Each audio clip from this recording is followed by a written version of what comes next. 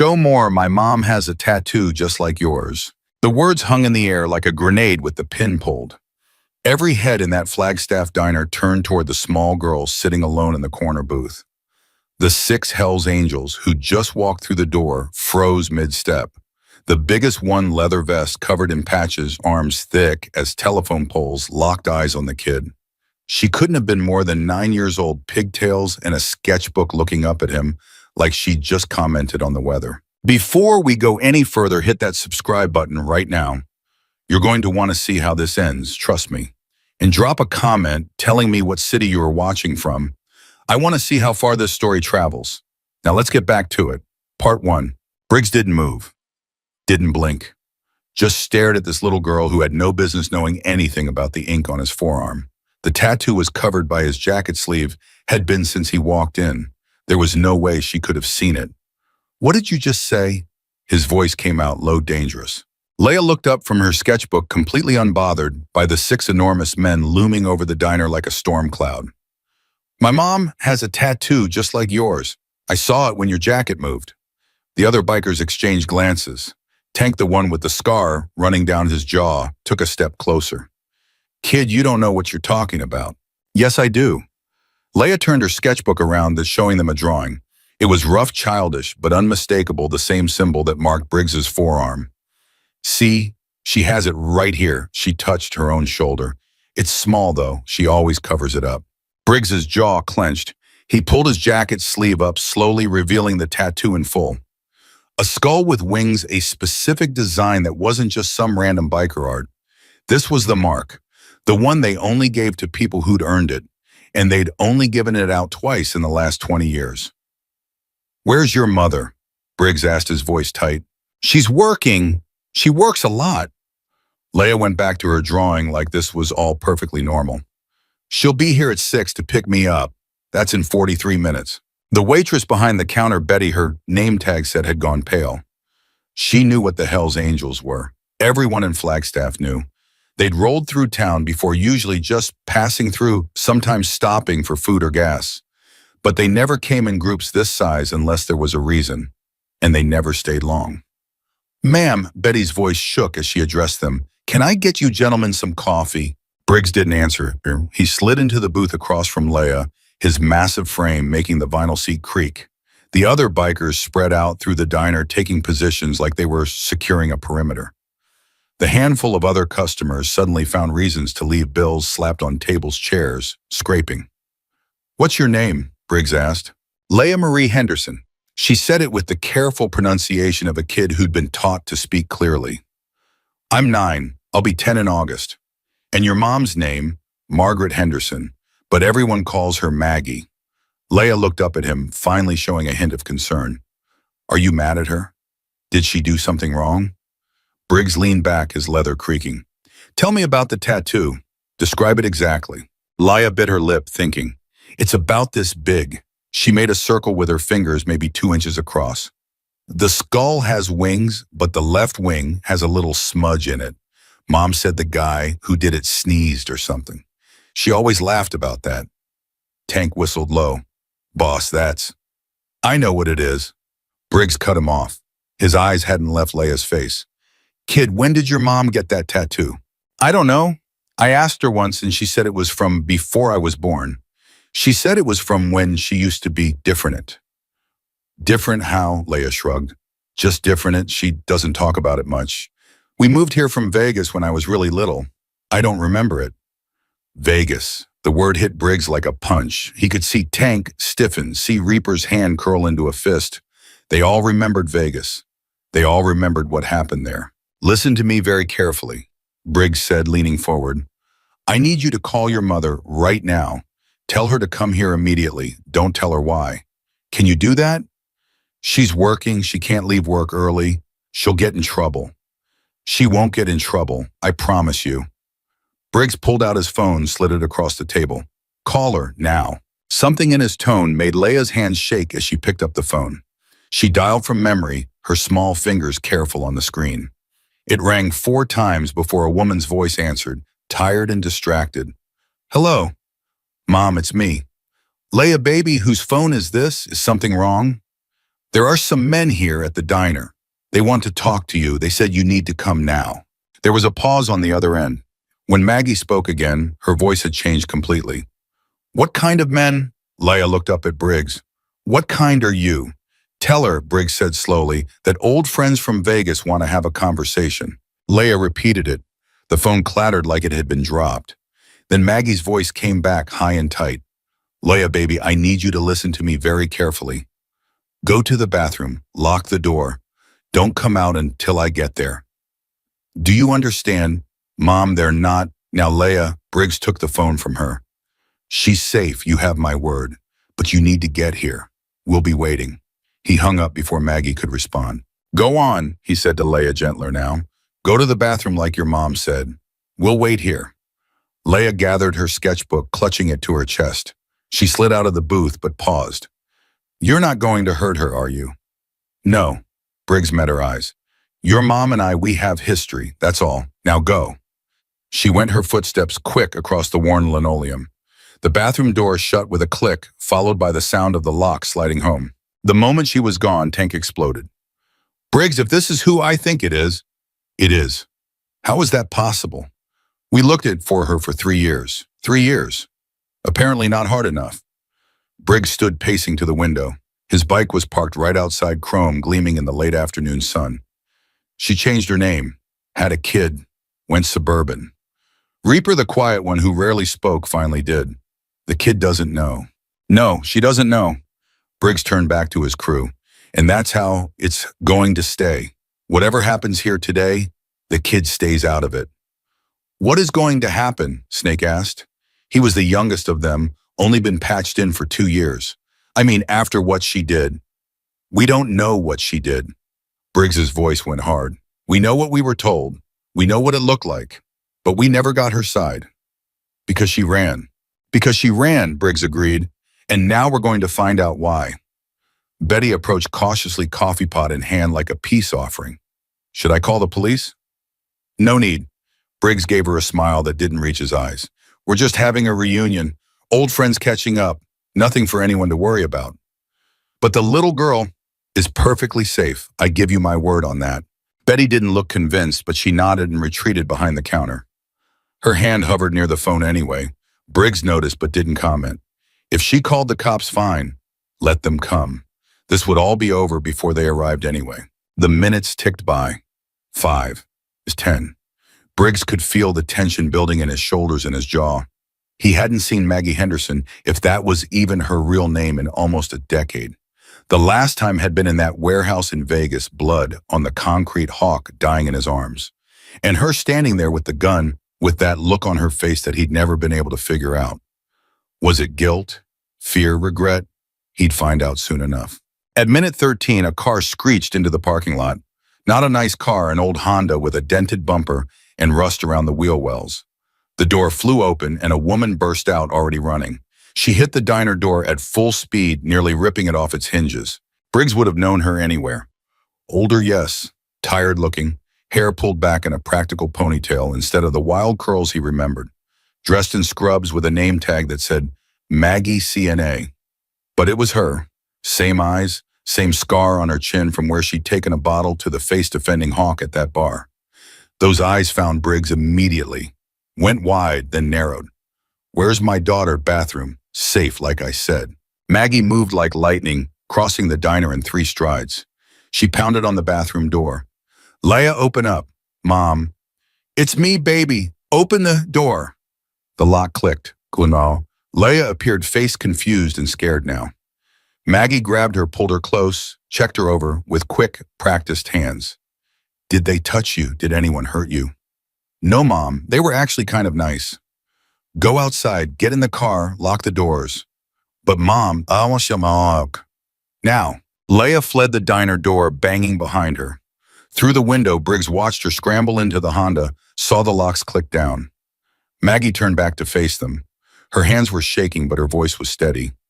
Whatever you came here for, she has nothing to do with it. She doesn't know anything. Leave her out of this. We know. Briggs gestured to the booth. Sit down. I'd rather stand. It wasn't a request.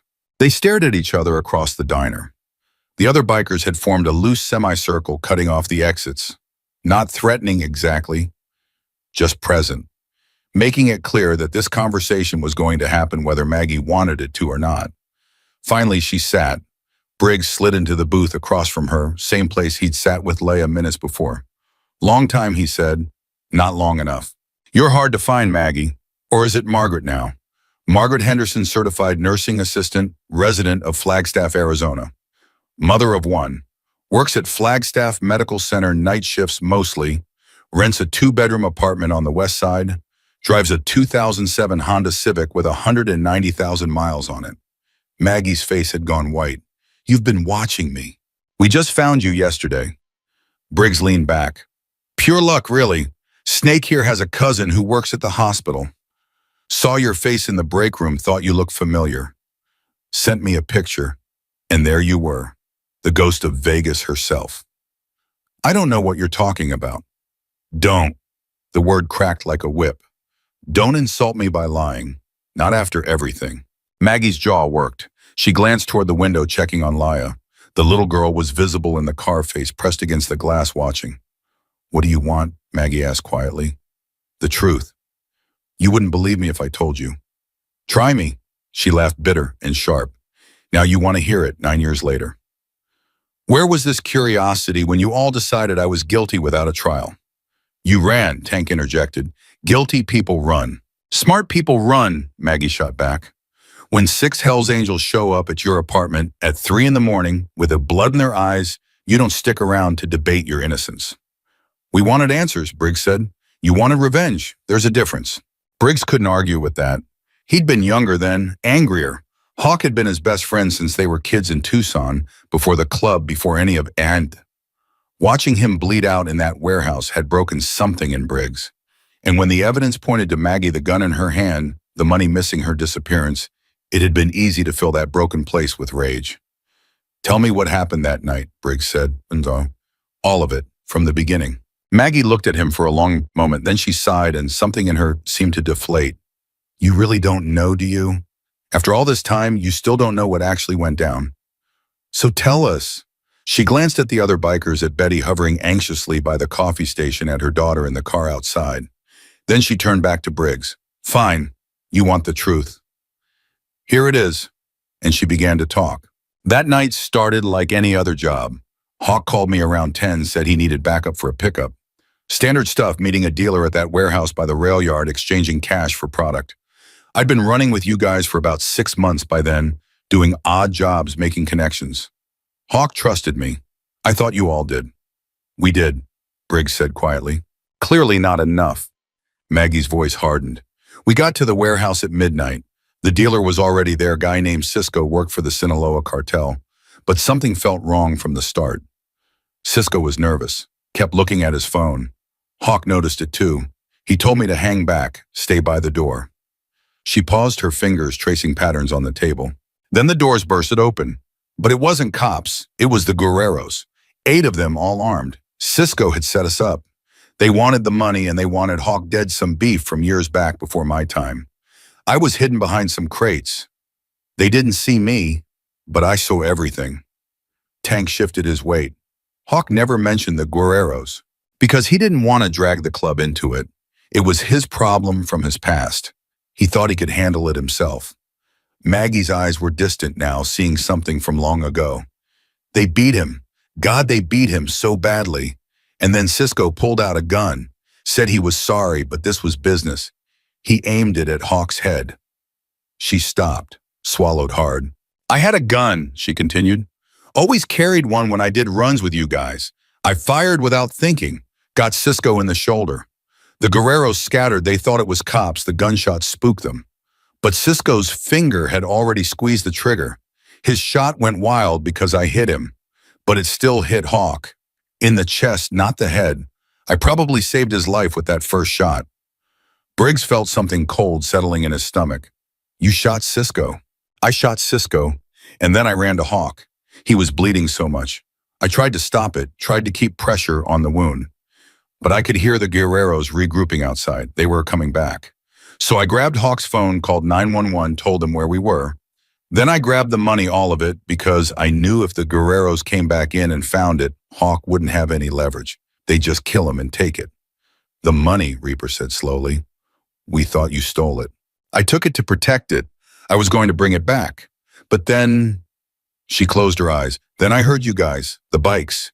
You'd gotten word somehow came roaring in, but you didn't see me in the shadows. You saw Hawk on the ground bleeding. You saw me gone, and you saw the money gone. What else were you going to think? We thought you'd set him up, Briggs said. The words felt like ash in his mouth. We thought you'd taken the money and left him to die. I know what you thought. That's why I ran. By the time I realized what it looked like, by the time I wanted to explain, you'd already put the word out. Every chapter from Vegas to Phoenix was looking for me. I couldn't come back. I couldn't contact you. All I could do was disappear. The diner had gone completely silent. Even Betty had stopped pretending to work, just stood frozen behind the counter. Hawk, Briggs said carefully, pulled through, barely. He was in ICU for 3 weeks. I know. I checked. I couldn't leave Vegas for months, kept tabs on him through some old contacts. When I heard he was going to make it, she smiled slightly. I cried for about an hour straight. Then I got in my car and drove as far as I could. You should have come back, explained. To who you? Maggie's laugh was hollow. You were ready to kill me, Briggs. Don't pretend otherwise. I heard about what you did to Cisco after you found him. What you did to the Guerreros who were there that night. You were out for blood, mine included. Briggs couldn't deny it. He'd been consumed by rage, by grief. If he'd found Maggie in those first few weeks, where's the money? Tank asked. Maggie reached into her scrubs pocket, pulled out a piece of paper. She slid it across the table. Storage unit in Henderson, Nevada, unit 247, code is 84621. It's all there. Every dollar. I never touched it. I've been living on CNA wages for 9 years, working myself to the bone because I wouldn't touch money that wasn't mine. Briggs stared at the paper, then at her. Why didn't you use it, even just some of it? You've got a kid. I saw your apartment. You're barely scraping by. Because it wasn't mine, she said simply. And because I knew someday, somehow, the truth would come out. I needed to be able to prove I didn't take it. Snake, who'd been quiet this whole time, spoke up. Hawk's going to want to hear this. Hawk, Maggie said softly. How is he? Alive, riding. Still has the scar, still walks with a limp, but alive. Briggs studied her face. He looked for you, after he recovered. He didn't believe you'd betrayed him, but we couldn't find any trace. You'd vanished. I had to. I had a baby to protect. Leia. Briggs glanced toward the window. The little girl was still watching, eyes wide.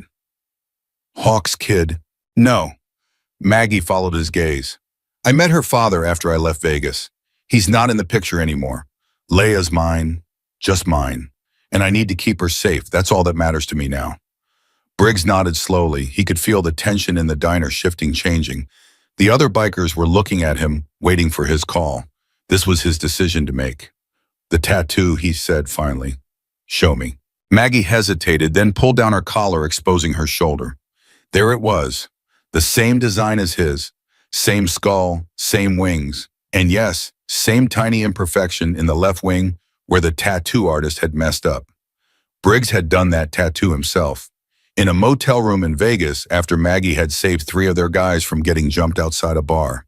She'd been fierce that night, fearless. She'd earned the ink, earned her place with them, until they thought she'd thrown it all away. Why didn't you tell us? He asked quietly. At the beginning, why didn't you tell us you were taking the money to protect it? Because everything happened so fast. One minute I'm calling 911, the next I'm grabbing the cash, and then I hear bikes, and I think it's more Guerreros coming back. By the time I realized it was you guys, you were already with Hawk, and I was hidden, and I heard what you were saying.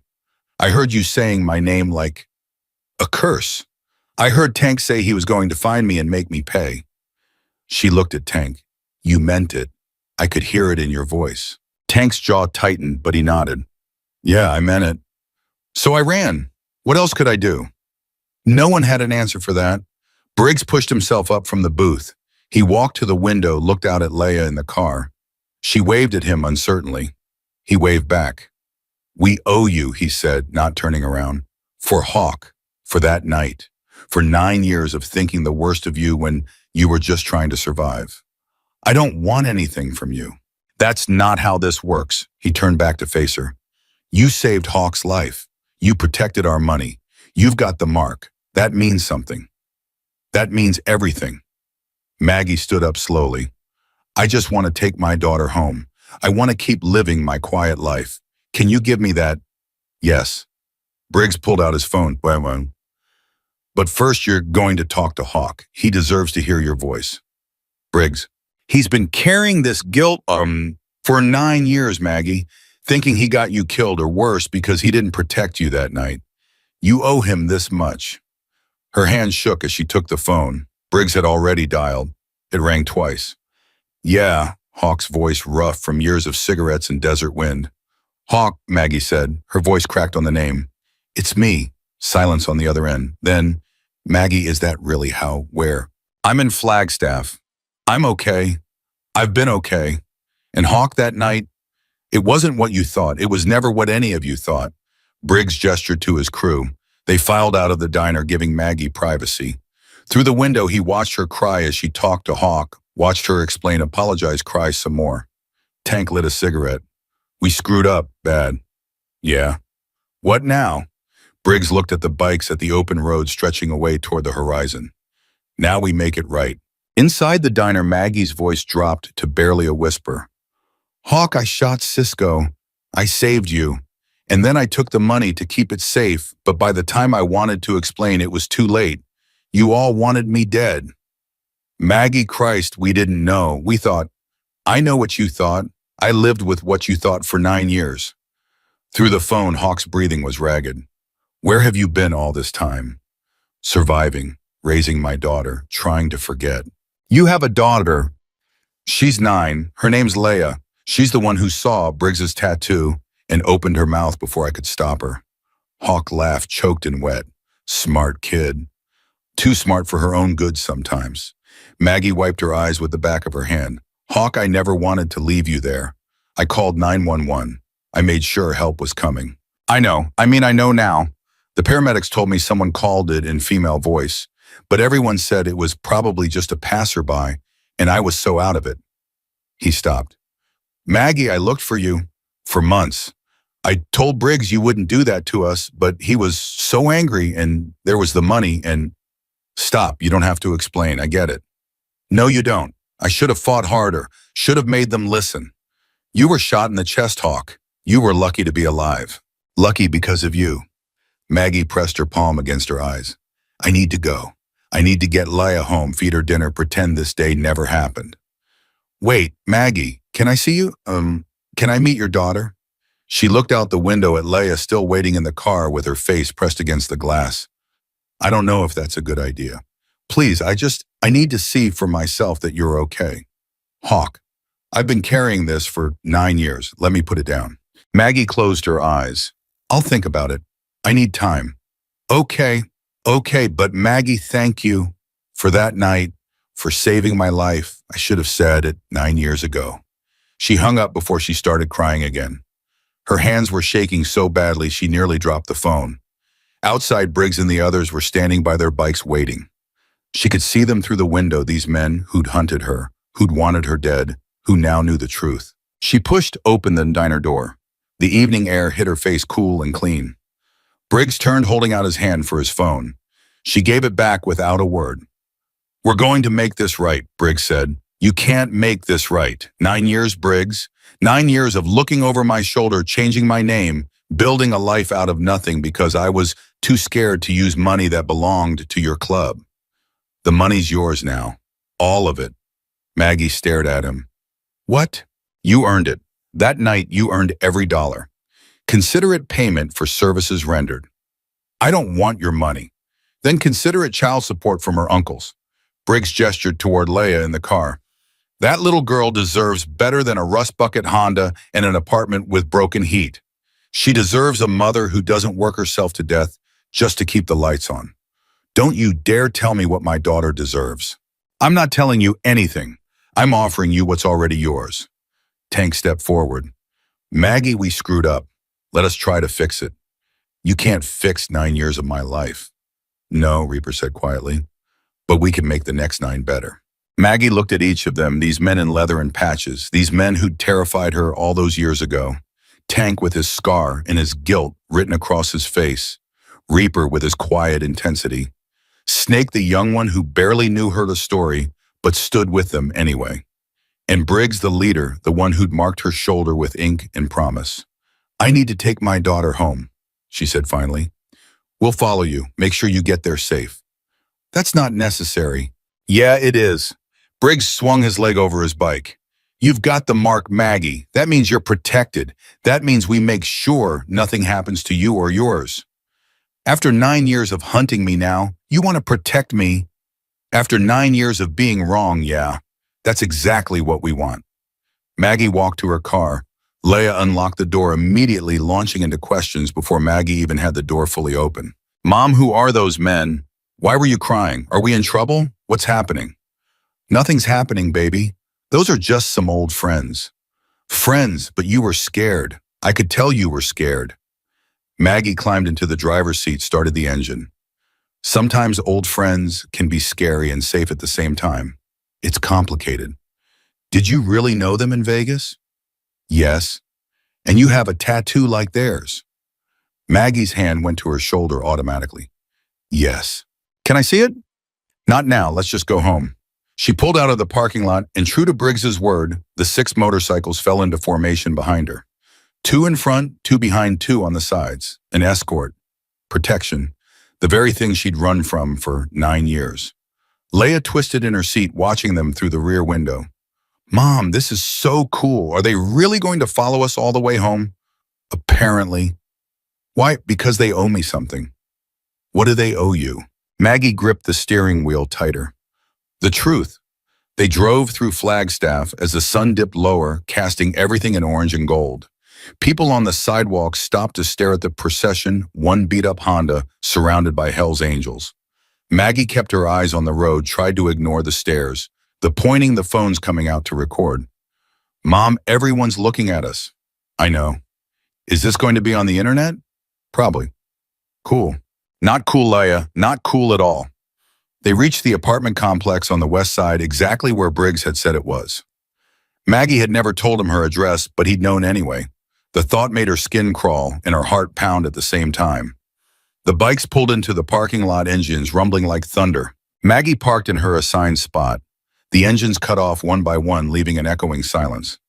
She could see Mrs. Chen on the second-floor balcony staring.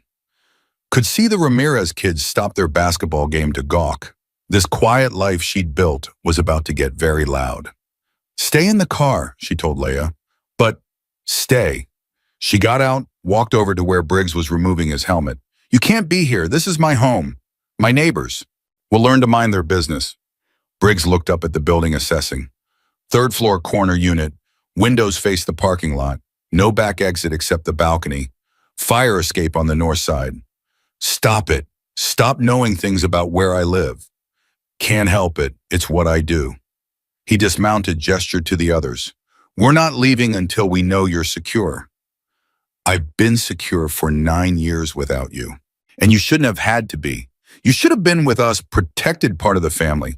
Instead, you were out here alone, working night shifts at a hospital, scraping by. His jaw tightened. That ends now. Tank approached, holding out a piece of paper. My number. You need anything, and I mean anything, you call.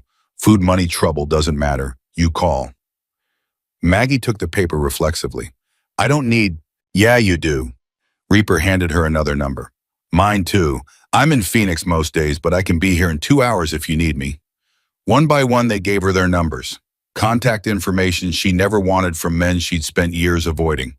But something in their faces stopped her from refusing. Guilt, maybe. Regret. The weight of 9 years of being wrong. What am I supposed to do with all these? She asked, holding the collection of scribbled phone numbers. Stay alive, Briggs said simply. The Guerreros are still out there, Maggie. The ones who survived that night. They've probably forgotten about you by now. But if word gets out that you're back in contact with us, then they'll come for me. Then we'll be ready. Leia's door opened. She'd ignored Maggie's instruction to stay put because, of course she had. Mom, I'm hungry. Can we order pizza? Baby, not now. I like pizza, Snake said.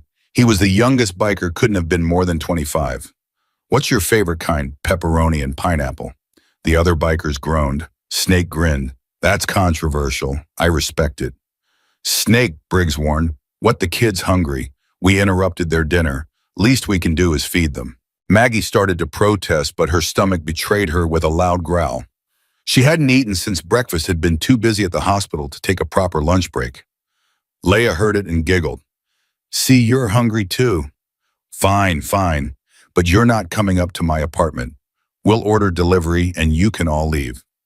We'll wait until the food arrives, Briggs said. It wasn't a question. Maggie wanted to argue, but she was too tired, too emotionally wrung out.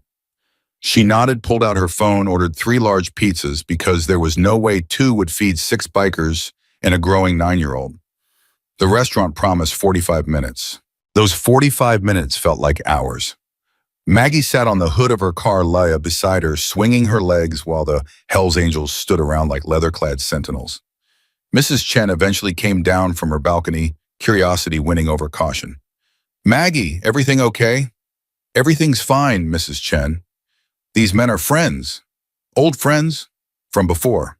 Mrs. Chen looked skeptical, but she nodded and retreated. Maggie knew the questions would come later. The whole complex would be buzzing with gossip by morning. Your daughter's a good kid, Tank said, watching Leia draw in her sketchbook again. She grabbed it from the car and was now sketching the motorcycles with intense concentration. She's my whole world. She looks like you. Same eyes. She acts like me too. Stubborn, doesn't listen, gets into trouble. Apple doesn't fall far. Maggie almost smiled. No, it doesn't. Reaper cleared his throat. What you did that night, in the warehouse, that took guts. It took panic and a lucky shot. Lucky or not, you saved Hawk. You saved one of ours. That means something. It should have meant something then. It did. We just didn't know it. The pizza arrived in 38 minutes, carried by a nervous delivery kid who clearly didn't expect to be handing boxes to a group of Hells Angels. Briggs tipped him $100. The kid's eyes went wide and he practically ran back to his car. That was too much, Maggie said. Kid earned it. Didn't run screaming. Leia grabbed a slice, immediately burning her mouth because she didn't wait for it to cool. Maggie passed out paper plates and napkins, feeling surreal. Here she was having an impromptu parking lot pizza party with the men who'd wanted her dead. Mom, Leia said through a mouthful of pineapple and pepperoni, can I ask them about their motorcycles? After you finish eating. Can I sit on one? Absolutely not. Please, Leia. She can sit on mine, Snake offered. It's the safest one, has the best suspension. Snake don't encourage her. But Leia was already sliding off the hood, pizza in hand, making her way to Snake's bike. He followed, pointing out features, explaining how the engine worked. Her questions came rapid fire, earnest and curious. Snake answered each one with patience. He's good with kids, Tank observed. He has 3 nieces, Briggs said, spoils them rotten. Maggie watched her daughter laugh at something Snake said, watched her touch the chrome carefully like it might break. She's never had this, male attention, positive male attention. Her father was a mistake I made when I was lonely and scared. He lasted 6 months before he decided fatherhood wasn't for him. She was 4 months old when he left. Hasn't seen him since. His loss. That's what I tell her.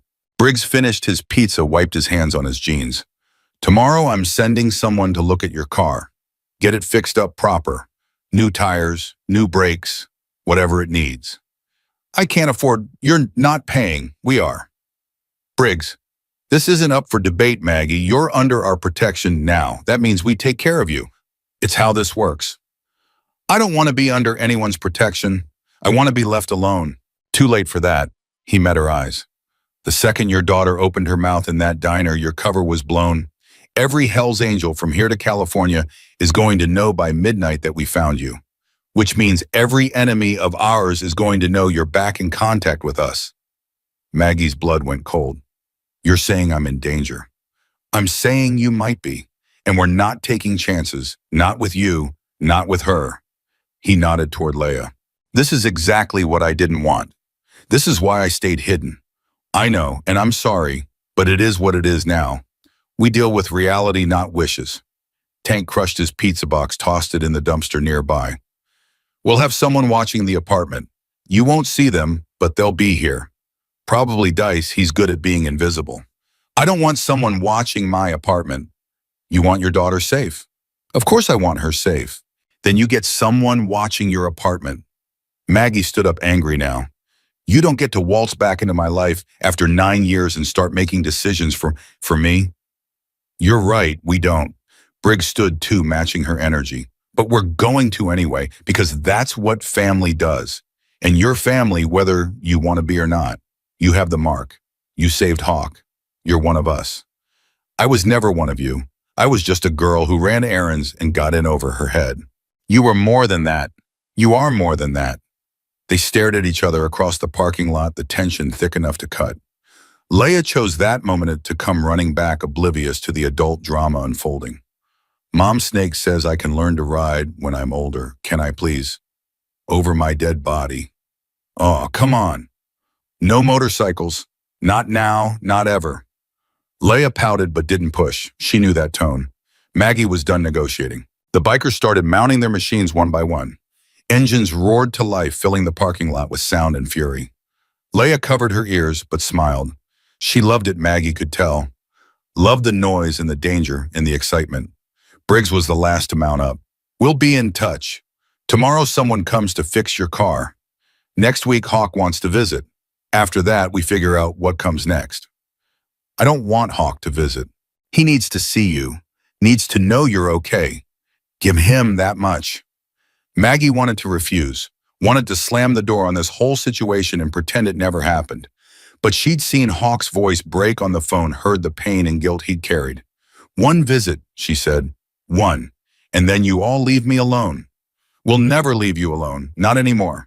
You're stuck with us now. He kick-started his bike, the engine catching with a throaty roar. The others fell into formation and they rolled out of the parking lot in a thunder of chrome and leather. Neighbors watched from windows and balconies. The Ramirez kids stood frozen with their basketball. Mrs. Chen had her phone out recording. Leia waved until they disappeared around the corner. Then she turned to Maggie with shining eyes. That was the coolest thing that's ever happened to me. That was terrifying. You knew them in Vegas, really? Really? And you have a tattoo like theirs. Maggie sighed, pulled down her collar, showed her daughter the mark she'd kept hidden for 9 years. Leia's eyes went wide. Whoa, that's so cool. Why didn't you ever show me? Because it's from a part of my life I wanted to forget. But they're nice. They bought us pizza. They're dangerous, Leia, and complicated. And we're going to have to talk about some things now. Things I didn't want you to know yet. Like what? Maggie looked up at their apartment, at the life they'd built here. Safe, quiet, normal. And all of that was about to change, and there was nothing she could do to stop it. Like where I came from, and what I did before you were born, and why those men respect me. Did you save someone's life? Maggie blinked. How did you? I heard them talking.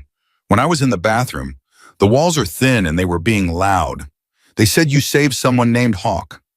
Smart kid, too smart. Yes, I saved Hawk's life, and then I had to run away because nobody believed me. And now they know the truth, and everything's different. Are they going to protect us? Apparently. Good. Leia grabbed the pizza boxes, started carrying them toward the stairs. I was getting tired of that creepy guy on the first floor who always stares at you. What creepy guy? The one in apartment 102 with the beard. He watches you when you come home from work. Maggie's skin crawled. She'd noticed him once or twice, but had told herself she was being paranoid. Why didn't you tell me? I didn't want you to worry. You already worry about everything. They climbed the stairs to the 3rd floor, Maggie's mind racing. A strange man watching her. The Guerreros possibly still out there. Her cover blown. And now 6 Hell's Angels who'd appointed themselves her protectors. She unlocked the apartment door, flipped on the lights. Home. Small and shabby, but home. Leia dumped the pizza boxes on the kitchen counter and went to wash her hands. Maggie's phone buzzed, an unknown number. We found the guy in 102. He's not a resident. Lisa's in a fake name. We're checking him out. Might be nothing. Might be something. Either way, he won't be a problem by morning. Briggs? Maggie's hands shook as she read the message. They were already watching, already protecting, already making decisions about threats she didn't even know existed. Mom, Leia called from the bathroom, can I wear my new shirt to school tomorrow, the one with the sparkles? Sure, baby, whatever you want. And can I tell my friends about the motorcycles? Let's maybe keep that between us for now. Leia appeared in the doorway, hands dripping wet. Why, it's so cool. Because some things are private family business. But they're not family. You just met them again after years. It's complicated. You keep saying that. Maggie pulled her daughter close, held her tight. I know, and I'll explain it all someday. But right now, I need you to trust me. Can you do that? I always trust you, Mom. Good now, go get ready for bed. Tomorrow's a school day. But it's only 7:30. Brush your teeth anyway, read for a bit. I need to make some phone calls. Leia grumbled but obeyed. Maggie waited until she heard the bathroom door close before she pulled out all the phone numbers the bikers had given her. She stared at them, these connections to a past she'd tried to bury. Her phone buzzed again, another unknown number. Guy in 102 is confirmed Guerrero. Low level, probably just surveillance. He's been watching you for 3 weeks. We're handling it. Don't go outside tonight. Tank. 3 weeks. Someone had been watching her for 3 weeks and she hadn't known, hadn't suspected. She'd been so careful for so long, and somehow they'd found her anyway. Or maybe it was just bad luck. Maybe Leia showing that tattoo to a Hell's Angel in a diner had nothing to do with it. Maybe the Guerreros had been closing in all along, and this was just terrible timing. Her phone rang. She didn't recognize the number but answered anyway. Maggie? It was Hawk's voice, rough and familiar. Briggs told me about the guy in your building. Are you okay? I don't know. I don't know anything anymore. I'm coming up tomorrow. First thing, I need to see you. Hawk, please, I've waited 9 years. I can't wait any longer. She closed her eyes, felt tears burning behind her lids. Okay, tomorrow. But Hawk, I'm not the same person you knew. I have a daughter. I have responsibilities. I can't just jump back into that life. I'm not asking you to. I just need to see your face. Need to know you're real and not some ghost I've been chasing. I'm real, I'm here, and I'm terrified. I know. Me too. They sat in silence on the phone, two people connected by violence and blood, and a night 9 years ago that changed everything. Hawk, Maggie said finally, what if they come for me, the Guerreros? What if being in contact with you guys puts Leia in danger? Then we kill them all, every last one, before they ever get close to you or your daughter. The certainty in his voice should have scared her. Instead, it felt like relief, like maybe after 9 years of running and hiding and looking over her shoulder, she could finally stop. I'll see you tomorrow, she said. Tomorrow. She hung up, stared at her phone at the unknown numbers piling up in her call log. Her quiet life was over. The second Leia had opened her mouth in that diner, everything had changed. But maybe, just maybe, change didn't have to mean bad. From the bathroom, Leia called out, Mom, I'm done brushing. Can I have one more piece of pizza? Yes, baby, come get it. Leia emerged in her pajamas, hair damp from washing her face. She grabbed a cold slice, ate it standing at the counter. Are those men really going to protect us? Yes. Good, I like them, especially Snake. He's funny. They're dangerous people, Leia. But they're good dangerous, right? Like they're scary, but they're on our side. Maggie thought about that. Good dangerous. Maybe that was exactly what they were. Yeah, she said, they're on our side. Cool. Leia finished her pizza, kissed Maggie's cheek. Night, Mom. Love you. Love you too, baby. Leia went to her room, closed the door. Maggie heard the bed springs creak as her daughter climbed into bed.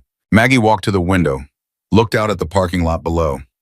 She couldn't see anyone watching, but she knew they were there. Dice Tank had said, good at being invisible, keeping her safe, keeping Leia safe.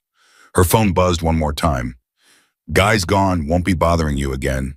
Sleep well. Briggs, gone. What did that mean? She didn't want to know, didn't want to think about what the Hell's Angels did to people who threatened their own. But she was their own now, whether she wanted to be or not. The mark on her shoulder proved it. The ink Briggs had put there himself years ago in a Vegas motel room after she'd proven herself. She tried to run from it, tried to be someone else. Margaret Henderson, CNA, single mother, quiet and normal and forgettable. But Maggie had found her way back anyway. Or maybe Maggie had never really left. Maybe she'd just been waiting all this time for someone to see past the disguise. She touched her shoulder where the tattoo sat beneath her scrubs, felt the raised lines of the scar tissue, the permanent reminder of who she'd been, who she maybe still was. Tomorrow Hawk would come. Tomorrow everything would get even more complicated. But tonight, for the first time in 9 years, Maggie felt something she hadn't let herself feel in a long time. Safe. She closed the curtains, locked the door, checked on Laya one more time.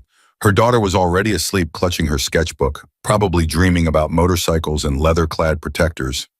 Maggie climbed into her own bed, set her alarm for the morning shift she probably shouldn't go to, but would anyway, because bills didn't pay themselves, and closed her eyes. Outside, Dice watched from the shadows, invisible and vigilant. Inside, a mother and daughter slept protected by men who'd once hunted them and now would die to keep them safe. The world had shifted on its axis today. Tomorrow would bring more shifts, more changes, more complications.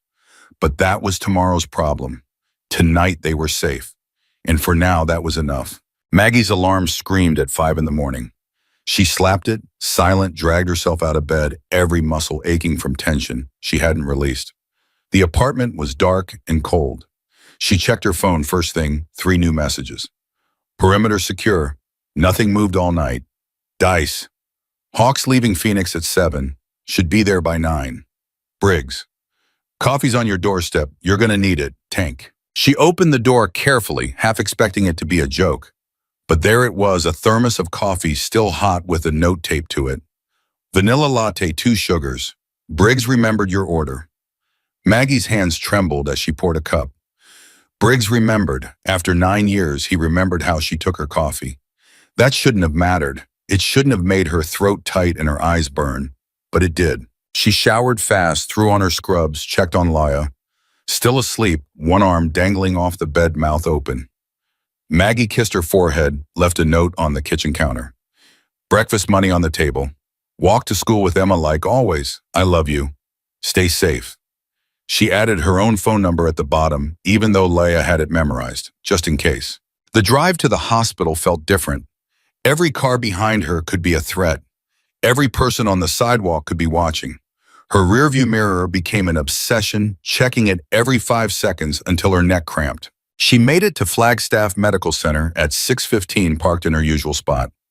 The night shift was ending, people shuffling out looking as exhausted as she felt. She clocked in, grabbed her assignment sheet. 6 patients on the cardiac floor. Mrs. Patterson in 304 needed her medications adjusted.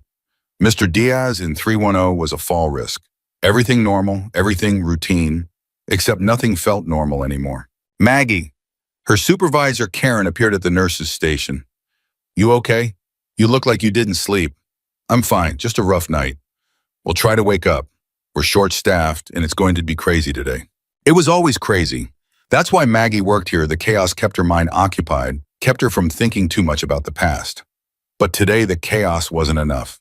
Today, her mind kept drifting to Hawk, driving up from Phoenix to the Guerreros who'd been watching her apartment, to Leia, waking up and eating breakfast alone. Her phone buzzed at 7:30. Leia from her cell phone that Maggie had bought her for emergencies only. Mom, there's a man outside. Maggie's heart stopped. What man? Where? In a car across the street. He's been there since I woke up.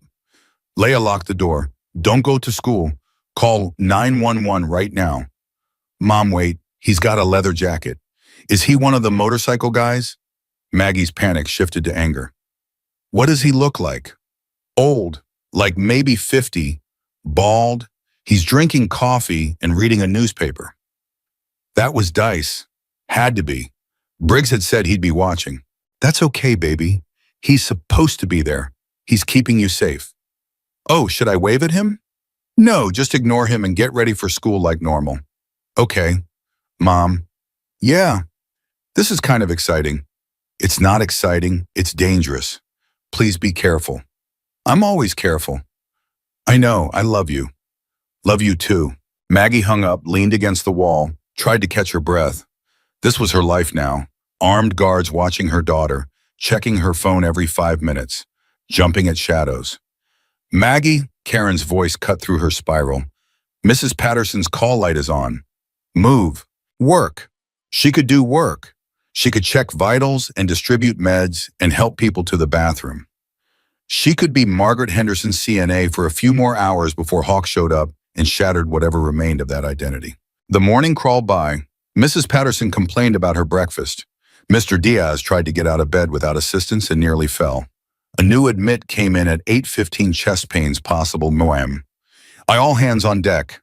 Maggie fell into the rhythm of it, let training take over, pushed everything else into a box in the back of her mind. At 8:50, her phone buzzed again. Briggs. Hawk's 5 minutes out. Where are you? Working. I can't just leave. Yes, you can. This is more important. I have patients, people who need me. And Hawk needs you too. He's been waiting 9 years. He can't wait another 8 hours. Maggie looked at Karen, who was buried in paperwork at the nurse's station, looked at her patient assignments, looked at the clock. I need to take an early lunch, she told Karen. Now it's not even 9. Personal emergency, I'll be back in an hour. Maggie, we're understaffed. 1 hour, please. Something in Maggie's voice made Karen pause. Fine, 1 hour, not a minute more. Maggie ran out of the cardiac wing down 3 flights of stairs because the elevator was too slow through the lobby into the parking lot. Her Honda was right where she'd left it, but next to it sat a motorcycle, sleek and black engine still ticking from the heat. And leaning against it was Hawk. He looked older. Lines around his eyes that hadn't been there before. Gray in his beard, but his eyes were the same sharp and brown and full of things he didn't know how to say. They stared at each other across 15 feet of asphalt. You're really here, Hawk said finally. His voice cracked on the last word. I'm really here. I thought I'd never see you again. I thought you were dead or worse, and it was my fault for bringing you into that warehouse for not protecting you. Stop. Maggie closed the distance between them. That night wasn't your fault. None of it was your fault. I should have known it was a setup, should have seen the signs. We both missed them. Cisco was good. He fooled us both. Hawk reached out slowly like he was afraid she'd disappear if he moved too fast. His hand touched her shoulder, right where the tattoo was hidden under her scrubs. You kept it. Of course I kept it. You can't exactly remove a tattoo like that without raising questions. That's not what I meant. His thumb traced the outline through the fabric. You could have covered it, gotten something else inked over it. But you didn't. No, I didn't. Why? Maggie looked away, unable to meet his eyes. Because it was the only proof I had that any of it was real, that I'd been someone who mattered even for a little while. You mattered. You still matter. For 9 years, I thought you all wanted me dead. For 9 years, I thought you'd betrayed us and gotten away with it. Every day I woke up thinking about how I'd failed to protect you, failed to see what you really were. Except I was wrong. I was so goddamn wrong. His hand dropped from her shoulder. He turned away, gripping the bike's handlebars so hard his knuckles went white. Hawk, do you know what that does to a person? Spending 9 years believing something that turns out to be a lie. I mourned you, Maggie. I mourned the woman I thought you were, mourned the friendship we had. And then Briggs calls me yesterday and tells me you're alive, you're innocent, you saved my life, and I never knew. How am I supposed to process that? I don't know. I don't have answers for you. I need answers. I need to understand how we got it so wrong. Maggie leaned against her car, suddenly exhausted. You got it wrong because I ran instead of staying to explain. Because I was scared and alone and 9 weeks pregnant, and all I could think about was protecting the baby I didn't even know I was carrying. Hawk spun around. You were pregnant that night. I found out 2 weeks later, after I'd already run after I'd already changed my name. And by then it was too late to come back. I had Leia to think about. Leia. Hawk said her name like he was tasting it. Briggs said she's 9. 9 and too smart for her own good. Is she mine? The question hung in the air between them, heavy and dangerous. Maggie met his eyes. No, I was with her father after I left Vegas. It didn't last. He's not in the picture. Relief and disappointment warred across Hawk's face. I wouldn't have minded, if she was. I would have. I know, but she's not. She's just mine. A car pulled into the lot. Then another. Maggie recognized Briggs' bike tanks. They were early, or maybe right on time, making sure this reunion didn't go sideways. You brought backup, Maggie said. I didn't ask them to come. They came anyway. Hawk straightened, crossed his arms. They're worried I'm going to say something stupid and drive you away again. Are you? I'm trying not to. Briggs dismounted, walked over with Tank and Reaper flanking him. Everything good here? We're talking, Hawk said. Looked more like staring. We're doing that too. Tank looked at Maggie. You eat breakfast? Coffee. That's not breakfast. Come on, there's a diner across the street. You can talk there. I can't. I have to be back at work in 45 minutes. Then we talk fast. They ended up at a booth in the back of the diner away from the morning crowd. Maggie ordered eggs she didn't want. Hawk got coffee he didn't drink. The others spread out, watching the door, watching the windows, watching everything. Tell me about her, Hawk said. About Laya. Maggie pulled out her phone, showed him pictures. Leia at her school play, Leia at the park, Leia's gap-toothed smile from 2 years ago when she'd lost her first tooth. She looks happy. I work a lot too much probably, but I try to make sure she's happy. You're a good mother. I'm a tired mother. Hawk smiled, small and sad. You always wanted kids. I remember you talking about it. How you'd have 3 or 4, raise them right, give them everything you never had. I remember that too. Seems like a different person said it. Same person, just older. Older and wiser and so tired I could sleep for a week. The food came. Maggie pushed eggs around her plate. Hawk finally drank some of his coffee, grimaced at the taste. I need to ask you something, he said, and I need you to be honest. Okay? That night in the warehouse, when you shot Cisco, did you hesitate? Maggie set down her fork. No, I saw him pointing the gun at your head, and I fired. I didn't think. I just reacted. Why? Because you were my friend. Because you'd protected me more times than I could count. Because the thought of watching you die was unbearable. We barely knew each other. 6 months, you said. That's not long. Long enough to matter. Hawk's jaw worked. He looked away out the window at the parking lot. I dreamed about you. For years, not good dreams. Dreams where you were laughing while I bled out. Dreams where you'd set the whole thing up from the start, played me from the beginning. I never played you. I know that now. Doesn't make the dreams go away. Maggie reached across the table, took his hand. His skin was rough, scarred. I'm sorry. For running. For not finding a way to tell you the truth. For letting you think the worst of me for 9 years. I'm sorry for not fighting harder to find you. For believing you were guilty when every instinct I had said you weren't. They sat like that, hands clasped across a diner table, 2 people trying to bridge 9 years of hurt and misunderstanding. Briggs cleared his throat. Hate to break this up, but we've got a problem. Maggie pulled her hand back. What kind of problem? The kind where 3 Guerreros just pulled into the hospital parking lot. Maggie's blood turned to ice. Laya's at school. They don't know about her. They know. Briggs held up his phone, showed her a photo. It was Leia taken from a distance, walking to school with her friend Emma. This was posted to a Guerrero's message board 30 minutes ago. Caption says, found the nurse's weakness. Maggie was moving before she finished processing the words. Out of the booth, running for the door, Hawk was right behind her, then Briggs, then the others. Keys, Hawk demanded handout. You're too panicked to drive. She threw them at him. They piled into her Honda Hawk, driving Maggie in the passenger seat, Briggs in the back on the phone barking orders. Snake, you are closest to the elementary school. Get there now. Find the Henderson girl. Don't let her out of your sight. Dice, you still at the apartment. Good. Lock it down. Anyone comes near that building who's not one of ours, you stop them. I don't care how. Hawk drove like he was racing the devil, weaving through traffic, blowing through lights. Maggie's phone rang. The school. Ms. Henderson, this is Principal Davies. There's been an incident. What kind of incident? A man tried to sign Leia out of school, said he was her uncle, but he's not on the approved pickup list, and Leia said she doesn't have an uncle. We've kept her in the office, but Miss Henderson, he was very insistent. We've called the police. Lock every door. Don't let anyone in or out until I get there. I'm 5 minutes away. Ms. Henderson, 5 minutes. Keep her safe. She hung up, looked at Hawk. They tried to take her from school. They're not getting her.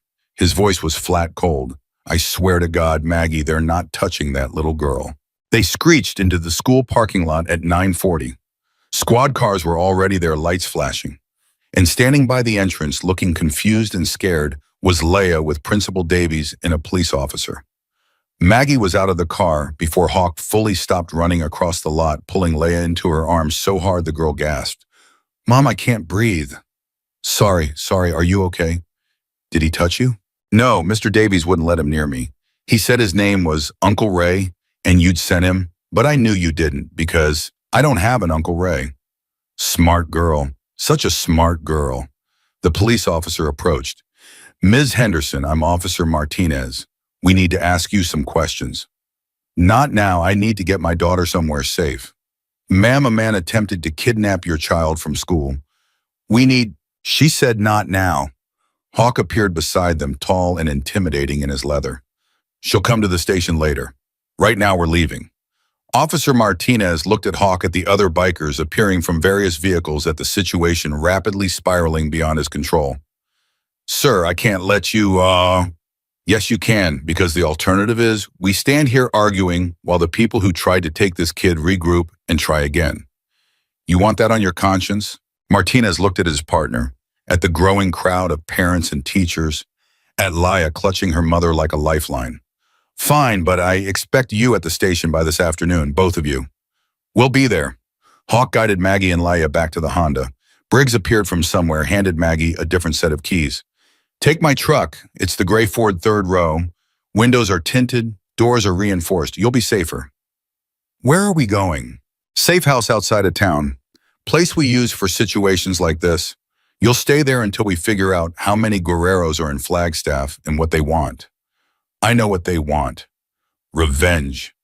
For that night. For Cisco." "Maybe. Or maybe they just want leverage. Either way, we're not giving them the chance to find out." Leia was crying now, quiet tears streaming down her face. "Mom, I'm scared." "I know, baby. Me too. But these men are going to keep us safe. I promise." "The man at school said terrible things, said you'd hurt his friend, said you had to pay." Maggie's arms tightened around her daughter. "I did what I had to do to protect someone I cared about, just like I'm protecting you now." They transferred to Briggs's truck. Hawk drove again, taking side streets and back roads, constantly checking the mirrors. Snake appeared on his bike, flanking them. Then Reaper. Then Tank. An escort of leather and chrome surrounding them on all sides. The safe house was 45 minutes outside Flagstaff, hidden down a dirt road that barely qualified as a road. It was small, one-story windows, barred door, reinforced. Not pretty, but secure. Inside was basic: a couch, a table, 3 bedrooms, a kitchen, stocked with canned goods and bottled water. Maggie walked through it in a daze. Leia stuck to her side like glue. "How long do we stay here?" Maggie asked. "As long as it takes," Briggs said. "Otasu, we've got people tracking down every Guerrero in a 100-mile radius. Once we know how many we're dealing with, we make a plan." "I have to work. I have bills. I can't just disappear." "You're on emergency medical leave as of an hour ago. Karen approved it, and your rent's covered for the next 3 months."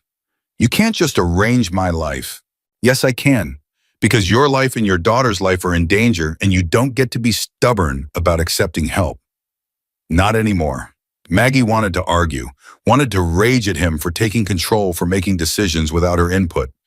But Leia was shaking against her side, and the fear in her daughter's eyes killed any protest. Okay, we'll stay." "Good," Briggs nodded to Hawk. "You're on first watch. I'll send Dice to relieve you in 6 hours." "I'm staying," Hawk said. "I'm not leaving them." "Hawk, I'm staying." He met Briggs' eyes, challenge clear. Briggs studied him, then nodded. "Fine, but you follow protocol. Anything moves outside, you call it in. You don't engage alone." "Understood." The others left him, engines fading into the distance until there was only silence and dust. Maggie stood in the middle of the safe house, Leia pressed against her, Hawk standing guard by the window, and tried to figure out how her life had fallen apart so completely in less than 24 hours. "Mom," Leia whispered, "Oh, what's happening? Why do those people want to hurt us?" Maggie guided her to the couch, sat down, pulled her daughter into her lap, even though Leia was getting too big for it. "A long time ago, before you were born, I did something good. I saved a man's life, but the people who wanted him dead got angry at me. And now they want to hurt me for it. That's not fair. No, it's not. But Hawk and the others, they were going to stop them, right? Yes, they're going to stop them. Leia was quiet for a moment, processing. Then, I don't want to die, Mom. Maggie's heart shattered. You're not going to die. I won't let that happen. I will do anything to keep you safe. Do you understand me? But what if? No, there's no what if. You're going to be fine. We're going to be fine. Hawk spoke from the window, voice rough. She's right, kid. Nobody's dying today. Not on my watch. Leia twisted to look at him. You're the one my mom saved. Yeah, she's really brave, isn't she? Bravest person I know. Are you brave too? I try to be. Will you teach me to be brave? Hawk finally turned from the window, looked at this 9-year-old girl with her mother's eyes and her mother's courage. Yeah, I'll teach you. Maggie's phone buzzed, a text from an unknown number. We have 4 Guerreros in custody, 2 ran, still tracking them. Stay put, Briggs. Then another text, this one with a photo. It was Cisco's brother Carlos. The resemblance was unmistakable. Same eyes, same scar on his cheek. This is who's hunting you. Carlos Mendoza. He's wanted revenge since you shot his brother. Took him 9 years to find you, but he did. We're going to make sure he regrets it. Briggs. Maggie stared at the photo. She remembered Cisco's face in the warehouse, remembered his finger on the trigger, remembered the split-second decision that had changed everything. I don't regret it, she said aloud. What? Hawk asked. Shooting Cisco. I don't regret it, even knowing it would lead to this, to 9 years of running to my daughter being threatened. I'd do it again. Because you were worth saving. Hawk crossed the room, knelt in front of her and Leia. And you're worth protecting. Both of you. Whatever it takes. Leia reached out, touched the scar on Hawk's chest that she could see through his open collar. Is that from the night Mom saved you? Yeah. Does it hurt? Not anymore. Your mom made sure of that. Leia looked at Maggie with new eyes. You're like a superhero. I'm just a mom who did what she had to do. That's what superheroes say. Despite everything, Maggie smiled. Go look in the kitchen. See if there's anything decent to eat. Leia hopped up, walked to the kitchen, started opening cabinets. The moment she was out of earshot, Maggie's smile vanished. This is my fault, she said to Hawk. I brought this danger to her. If I just stayed in Vegas, faced the music, you'd be dead, and Leia would never have existed. Don't do that to yourself. How do I protect her from this? How do I keep her safe when men with guns want me dead? You let us help. You stop trying to carry it alone. I've been alone for 9 years. I don't know how to not be alone anymore. Hawk took her hand, squeezed, then learn, starting now. From the kitchen, Leia called out, Mom, there's SpaghettiOs. Can I have SpaghettiOs? Sure, baby, heat them up on the stove. I don't know how to use the stove. Then I'll teach you. Maggie stood, went to the kitchen, showed her daughter how to open the can, pour it in a pot, turn on the burner. Normal things, mother-daughter things, as if armed men weren't hunting them, as if their lives weren't in pieces. But that was what you did. You kept going. You taught your daughter to heat up SpaghettiOs, and you held her hand, and you pretended everything would be okay. And maybe if you pretended hard enough, it would be. Leia ate her SpaghettiOs at the small kitchen table, swinging her legs and humming something off-key. Maggie watched her memorizing every detail the way she always ate the pasta rings first and saved the sauce-soaked chunks for last, the small scar on her chin from falling off her bike last summer, the gap where her left canine was still growing in. If something happened, if the Guerreros got through, Maggie wanted to remember everything. Stop looking at me like that, Leia said without glancing up. Like what? Like you're memorizing my face. I'm not. Yes, you are. You do it when you're scared. You did it before my surgery when I had to get my tonsils out. And when that mean dog got loose in our neighborhood. Hawk made a sound from the window that might have been a laugh. She's got you figured out. She's too observant for her own good, Maggie muttered. Leia finally looked up, orange sauce on her upper lip. Mom, can I ask you something? Always. When you shot that man, the one whose brother wants to hurt us now, did you kill him? The question landed like a bomb in the quiet kitchen. Hawk went still at the window. Maggie's breath caught in her throat. No, she said carefully. I shot him in the shoulder. He lived. But you would have killed him if you had to, right to save Hawk. Leah, I'm not a baby. I need to know. Would you have killed him? Maggie crossed to the table, sat down across from her daughter. Yes, if it meant saving Hawk's life, yes, I would have. Good. Leah went back to her SpaghettiOs. I'm glad you're not the kind of person who lets bad people win. When did you get so grown up? I've always been grown up. You just didn't notice because you were busy being scared all the time. Maggie blinked back tears. Was it that obvious? Mom, you jump every time someone knocks on the door. You check the locks 5 times before bed. You never talk about where we came from or why we don't have family. Yeah, it was obvious. Hawk turned from the window. Your mom was trying to protect you. I know, and I love her for it, but I'm not stupid. I knew something was wrong. I just didn't know what. Leah scraped the last bit of sauce from her bowl. Now I do, and honestly, it's kind of a relief. A relief, Maggie asked. At least now I know the monster is real. It's easier to fight something real than something you just imagine in the dark. Maggie's phone buzzed before she could respond. Briggs. 2 Guerreros still in the wind. Carlos is one of them. He's smart, stayed off grid. We're checking every motel, every contact, every place he might hole up. But Maggie, he's got resources. This isn't just revenge anymore. He's got backing from the Sinaloa cartel. They want to make an example out of you. Her hands shook as she typed back. Why now? Why after 9 years? Because you disappeared too well. Took them this long to find you. Carlos has been hunting you the whole time. Never stopped. Never forgot. What do I do? You let us handle it. You stay put. You trust us. Trust. She'd spent 9 years trusting no one but herself. Now she was supposed to hand over her safety, her daughter's safety, to men who'd once wanted her dead. But what choice did she have? Hawk's phone rang. He answered, listened, his face going hard.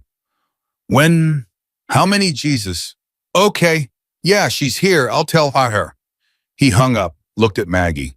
That was Snake. Carlos just posted a video on some cartel message board. You need to see it. I don't want Leah.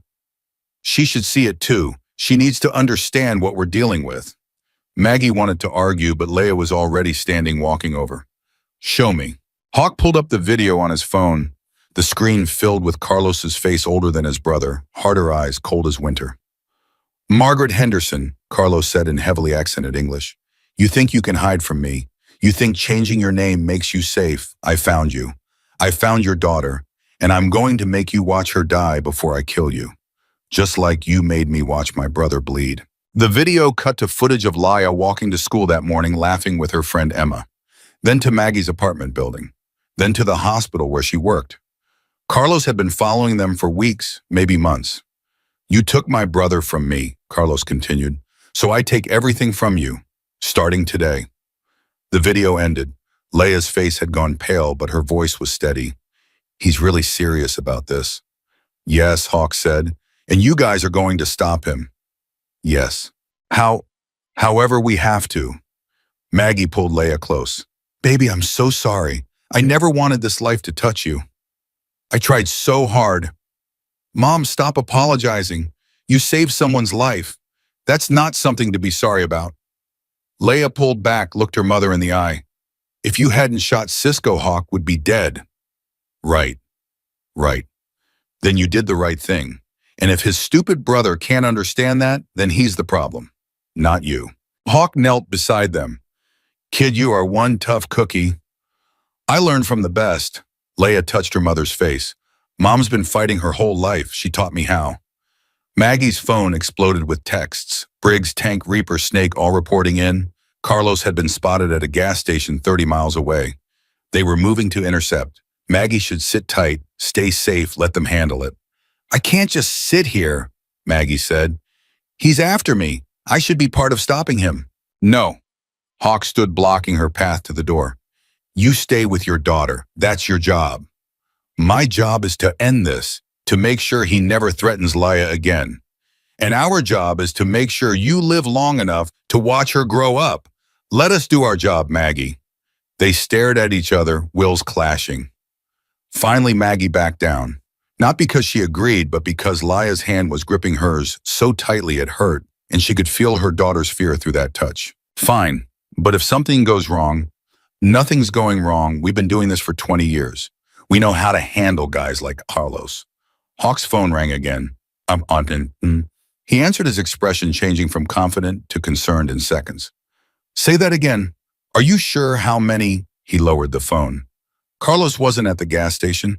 That was a decoy. His cousin looks just like him from a distance. The real Carlos is here. Here. Maggie's blood turned to ice. How close? Close. Snake spotted his car about 2 miles out heading this way. He must have followed us somehow or had someone watching who reported back. How long do we have? 10 minutes, maybe less. Maggie grabbed Leia. Is there a back way out? Only the dirt road we came in on. If Carlos is coming from that direction, then we're trapped. Hawk was already moving, pulling weapons from the hidden compartments in the safe house. Guns Maggie hadn't known were their ammunition, body armor. He tossed a vest at Maggie. Put this on. I can't shoot. I mean, I did once, but I'm not trained. You're about to get a crash course. Leia, go to the bedroom. Get in the closet. Don't come out until your mother or I come get you. I'm not hiding while you fight. Yes, you are. This is not negotiable. Hawk's voice went hard, commanding. Your mother needs to focus on staying alive. She can't do that if she's worried about you. So you go hide, you stay quiet, and you let us handle this. Leia looked at Maggie, who nodded. Do what he says, baby. Please.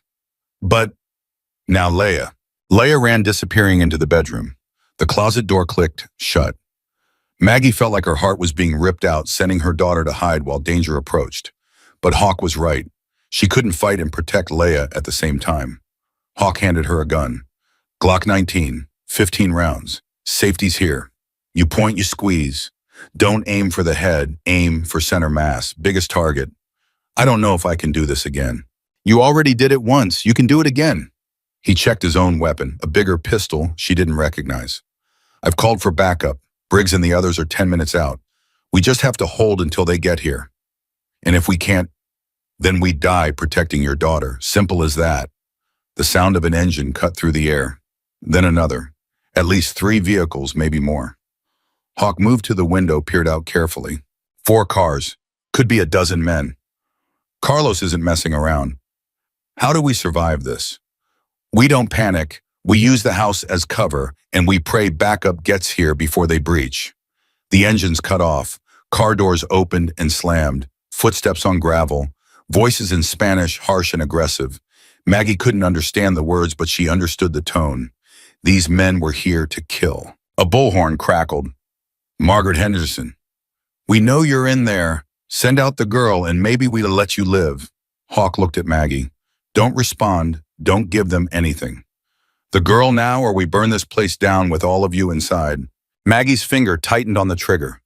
Every maternal instinct screamed at her to give them what they wanted, to sacrifice herself if it meant Leia lived. But she knew how this worked. They'd kill Leia anyway. Use her as leverage, as torture, as punishment. There was no negotiating with men like this. 10 seconds. Then we come in. Hawk positioned himself by the front door, gun raised. Maggie took the window, hands shaking so badly she could barely hold the Glock. 10-9-8. Mom, Leia's voice from the bedroom, small and scared. Stay quiet, baby. Stay hidden. Ibisek 5. The countdown felt like falling, like the ground rushing up to meet her. Maggie thought about every choice that had led here. Agreeing to go with Hawk that night, pulling the trigger in the warehouse, running instead of staying. Every decision a domino leading inevitably to this moment. 4-3. I love you, Leia, Maggie shouted. Whatever happens, I love you. 2. The world held its breath. Glass shattered. A window at the bottom of the house exploded inward. Men poured through, 3 of them, guns raised. Hawk spun, fired twice. 1 man went down, the other 2 scattered. The front door buckled under something heavy, a battering ram maybe. Wood splintered. Maggie fired through the door, not knowing if she hit anything, just trying to slow them down. Bedroom, Hawk shouted. Get to Leia. Maggie ran. Behind her, the front door gave way. Men flooded in.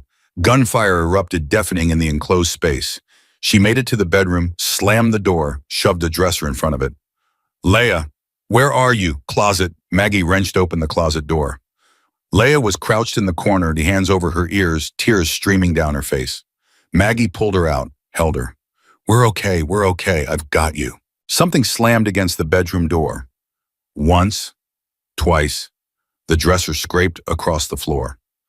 Window, Maggie said. We're going out the window. She ran to it, tried to open it, painted shut. She smashed the glass with the butt of the Glock, cleared the shards. Outside was a 10-foot drop to dirt and rocks. I'll go first, then catch you. Mom, trust me. Maggie climbed through, hung from the sill, dropped. Her ankle twisted when she landed, pain shooting up her leg. She gasped, fought through it. Jump! I'll catch you! Leia appeared at the window, hesitated. Behind her, the bedroom door burst open. A man's shape filled the doorway. Jump now, Leia jumped. Maggie caught her, the impact driving them both to the ground. Pain exploded through Maggie's twisted ankle, but she ignored it, scrambled up, pulled Leia behind her. They ran. Into the desert scrub, away from the house, away from the gunfire that still echoed from inside. Maggie's ankles screamed with every step, but she didn't stop. Couldn't stop. Had to get Leia away, had to keep her safe, that was all that mattered. Behind them, someone shouted in Spanish. Footsteps pounding after them. They weren't going to make it. Maggie spun, raised the Glock. The man chasing them was young, maybe 20, with a gun in his hand and murder in his eyes. She aimed just like Hawk taught her. Center mass, biggest target. She squeezed the trigger. The gun kicked in her hand. The man stumbled, looked down at the red bloom spreading across his chest, looked up at her with surprise. Then he fell. Maggie had killed him. She'd actually killed him. Mom, keep running. Leia's voice snapped her back. They ran, again pushing deeper into the scrub. Behind them, more shouts, more pursuers. How many men had Carlos brought? Then rising above the chaos, the most beautiful sound Maggie had ever heard: motorcycles. A lot of them. Coming fast. Briggs and the others had arrived. The gunfire changed pitch, changed direction. Now it was the guerreros who were scrambling, who were caught between the safe house and the approaching Hell's Angels. Maggie pulled Leia behind a large rock, both of them gasping for air. Stay down! Don't move! Don't make a sound! They huddled together, listening to the battle rage. It lasted maybe 5 minutes, but felt like hours. Guns firing, men screaming, engines roaring. Then gradually silence. Maggie? Briggs' voice cutting through the quiet. Maggie, if you can hear me, answer. She stood slowly still, gripping the Glock. We're here, we're okay. Briggs appeared through the scrub tank beside him. Both had blood on their clothes, neither looked hurt. They ran to her, checked her over, checked Leia. Hawk, Maggie asked. Alive. Took a round in the arm, but he'll live. How many did you? 8 guerreros down, 3 in custody, 2 got away in a car heading south. We've got people tracking them. And Carlos?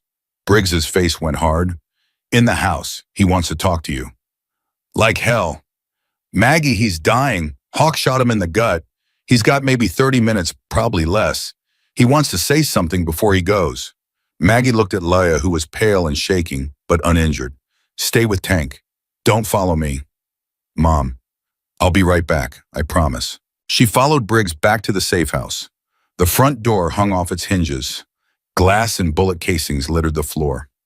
In the living room, surrounded by bikers with guns drawn, Carlos Mendoza sat propped against the wall. Blood pooled around him, dark and spreading. He looked up when Maggie entered. His face was gray, sweat beading on his forehead. You, he said, voice weak but full of venom. Me. You killed my brother. I saved a friend. Your brother was going to kill him. Cisco was following orders, doing what he had to do. So was I. Carlos coughed, blood flecking his lips. 9 years I searched for you, 9 years. And for what? This? You should have let it go. He was my brother, my blood. You don't let that go. Maggie knelt beside him, ignoring the gasps from the bikers around her. She looked into his eyes, saw the same pain she'd carried for 9 years. I understand, she said softly. If someone hurt my daughter, I'd hunt them too. I'd never stop. So I get it. But Carlos, your brother made a choice. He set up Hawk. He pulled a gun. He was going to kill someone I cared about. I couldn't let that happen. So you shot him. So I shot him. Carlos's breathing was getting shallower. My family, they will come for you. This doesn't end with me. Then we'll be ready. You think you can fight the cartel? I think I've got good people on my side, and I think I'm done running.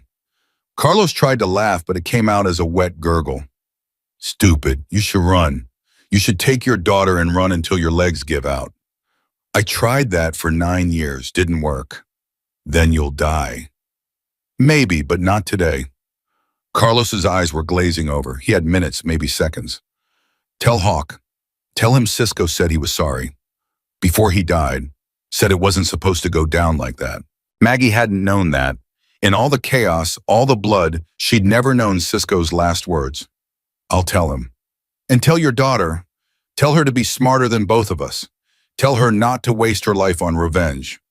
I will. Carlos's head dropped forward. His chest rose once more, then went still. Maggie stood her bad ankle nearly giving out. Briggs caught her arm, steadied her. It's done, he said. Zit. He said his family will come. Let them. We'll be ready. They walked outside. Laya was sitting on Tank's motorcycle, looking smaller than her 9 years. Maggie limped over, pulled her daughter into her arms. Is he dead? Laya asked. Yes. Good. Leia, I know I'm not supposed to say that. I know it's not nice to be glad someone died. But Mom, he wanted to kill us. So yeah, I'm glad he's dead. Maggie couldn't argue with that logic. She was glad too, relieved, exhausted. She'd killed one man today, watched another die. She should feel something, guilt, horror, anything. But all she felt was tired. Hawk appeared from the house, his left arm in a makeshift sling, blood soaking through the bandage. We need to get you two out of here. Cops are on their way. There's going to be questions. What do we tell them? The truth? Mostly. You were being hunted by the cartel. We were protecting you. Self-defense all the way. Will they believe that? They will by the time our lawyer gets done with them. They loaded into vehicles, Maggie and Leia in Briggs's truck again.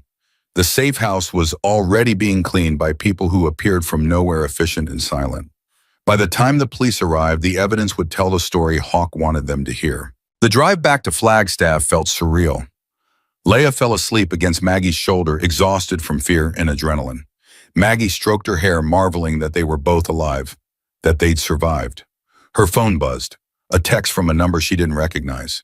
This is Officer Martinez. We need you at the station ASAP. There's been a development. Maggie's stomach dropped. What kind of development? The two Guerreros who got away.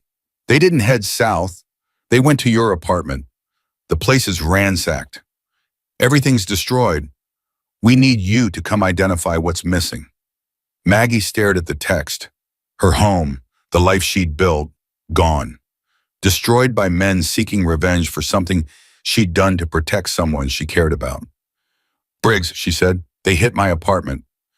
I know. Already got the report. Don't worry about it. You're not going back there. That's my home. Was your home. Now you need something better, something secure. We've got a place in mind.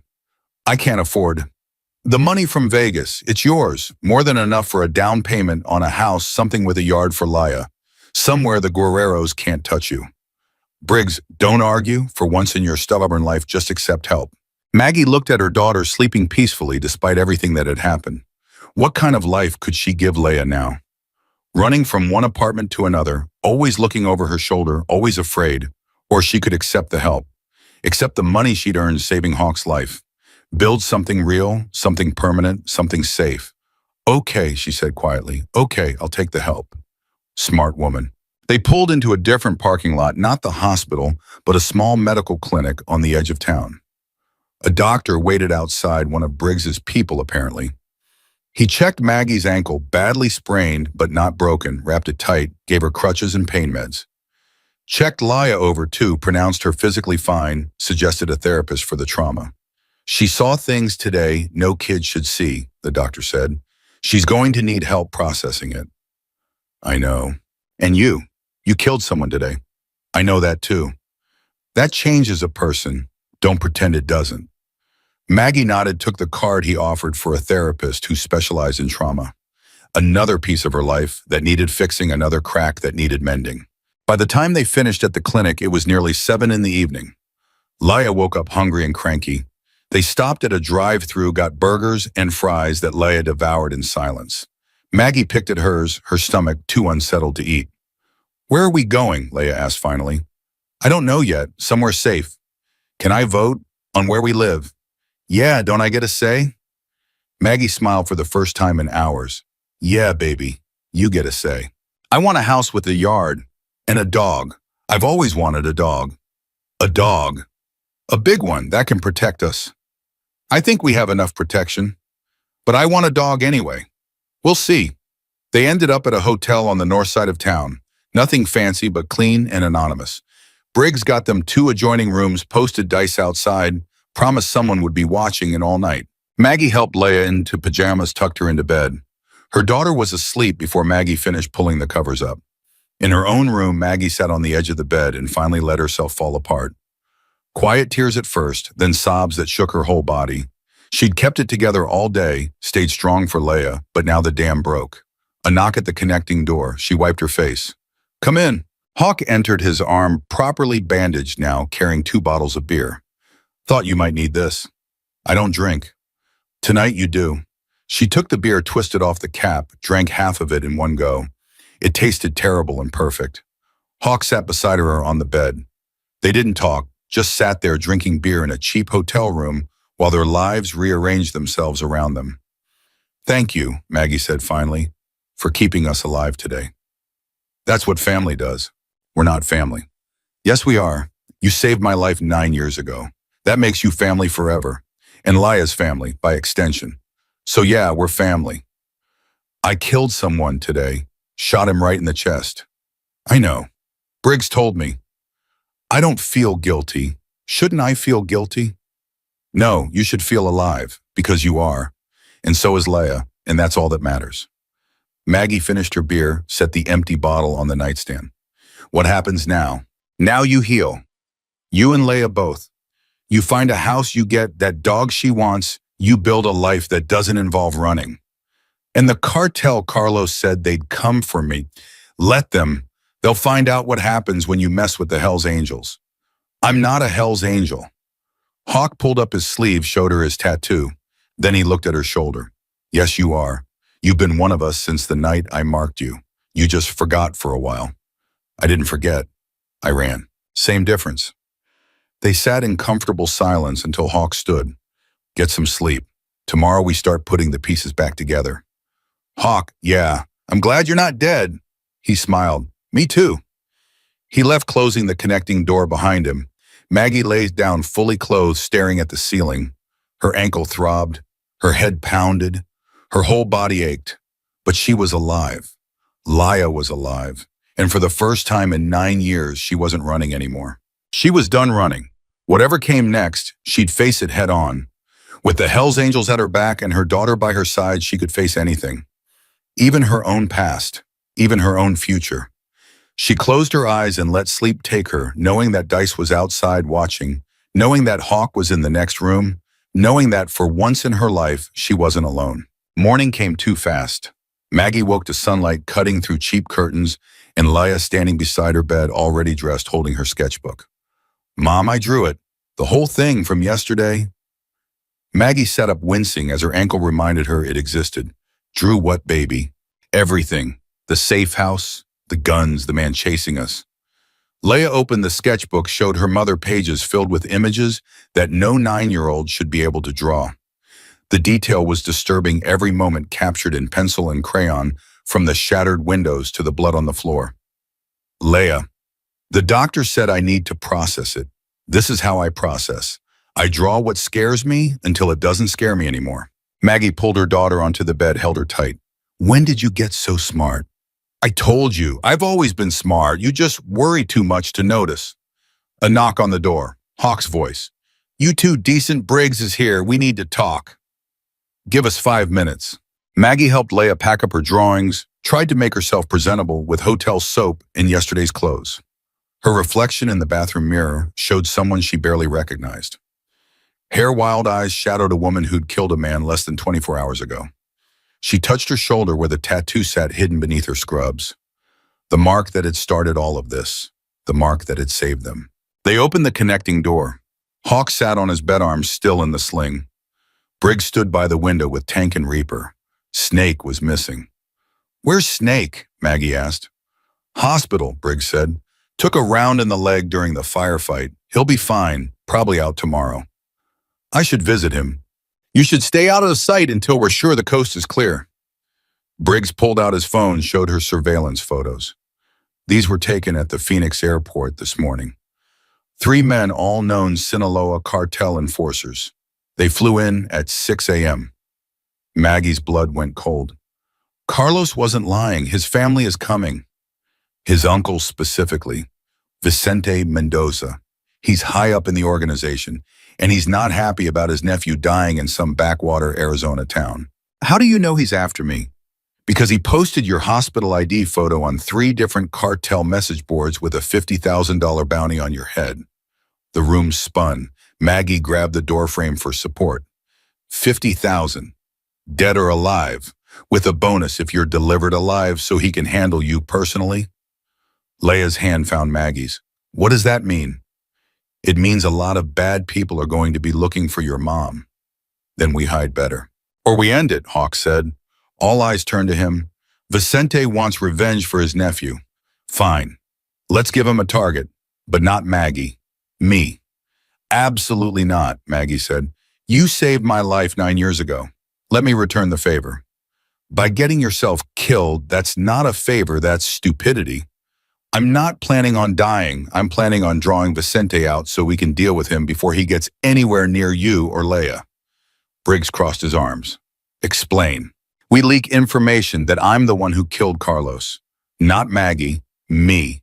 That I've been protecting her all along, that I'm the real target. Vicente comes after me.